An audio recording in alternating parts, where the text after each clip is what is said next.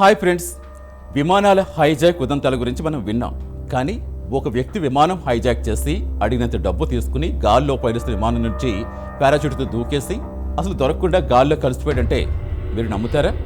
అవును, 1971 నవంబర్ 24న అమెరికాలో జరిగిన ఈ సంఘటన FBI చరిత్రలో ఏకైక అన్సాల్వ్డ్ హైజాక్ మిస్టరీగా మిగిలిపోయింది. ఆ హైజాకర్ పేరు డిబి కూపర్. అసలు ఆ రాత్రి ఏం జరిగింది? అతను ప్రాణాలతో ఉన్నాడా లేక అడవుల్లో కలిసిపోయాడా?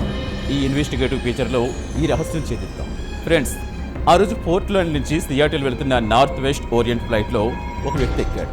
తన పేరు డాన్ కూపర్ అని చెప్పాడు. విమానం గాల్లో ఉండగా ఒక ఎయిర్ హోస్టెస్కు ఒక నోట్ ఇచ్చాడు. అందులో నా దగ్గర బాంబు ఉంది, వెంటనే నా దగ్గరకు రా అని రాసింది.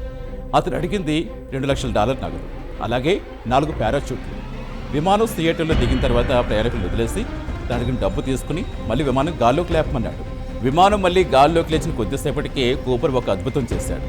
రాత్రిపూట భయంకరమైన వర్షం కురుస్తున్న సమయంలో విమానం వెనుకవైపు ఉన్న తలుపు తెరిచి ఆ డబ్బు బ్యాగ్తో పారాచూట్ వేసుకుని దూకేశాడు.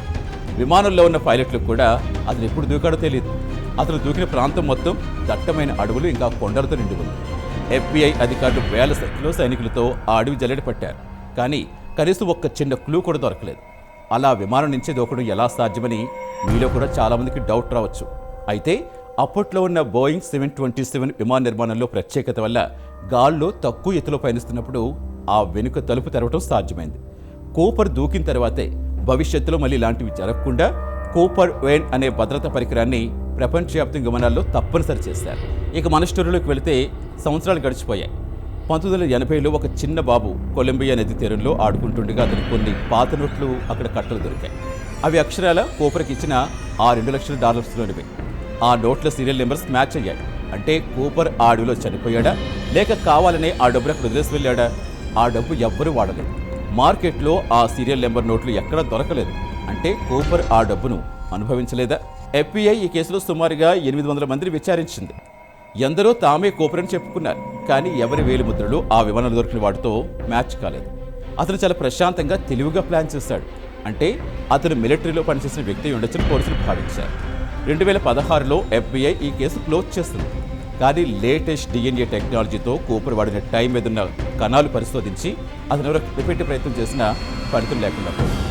అక్షరాల 5 దశాబ్దాలు గడిచినా నేటికి ఆ డిబి కూపర్ అనే అపరిచితుడు ఎవరో కనిపెట్టడం ఎవరికీ సాధ్యం కాలేదు. ప్రపంచంలోనే అత్యంత పవర్ఫుల్ ఇంటెలిజెన్స్ సంస్థ FBI కూడా ఓటమి అంగీకరిస్తూ ఈ కేసు క్లోజ్ చేస్తూ ఆ రాత్రి గాల్లో మాయమైన ఆ వ్యక్తి మిస్టరీ మాత్రం ఇప్పటికీ చరిత్రలో ఒక వేడని చిక్కుముడిగానే మిగిల్చేస్తుంది. చాలా మంది పరిశోధకులు ఏమంటారంటే కూపర్ ఆ రాత్రి చనిపోలేదు, అతను ఒక ప్రొఫెషనల్ స్కై డ్రైవర్ కాబట్టి సురక్షితంగా ల్యాండ్ అయి ఉంటాడని నమ్ముతారు. అతను పేరు మార్చుకుని ఎక్కడో సాధారణ జీవితం గడుపుతూ ఉండొచ్చని అంటున్నారు. మరికొందరైతే ఆ భయంకర చలిలో ఆ అడవుల్లో మనిషి బతకడం అసాధ్యమని వాదిస్తారు. ఏది ఏమైనా ఒక్క చిన్న ఆధారం కూడా వదలకుండా గాల్లో మాయమైన ఆ వ్యక్తి ఆధునిక నేర చరిత్రలో ఒక అంతు చిక్కని సవాల్గా మిగిలిపోయాడు.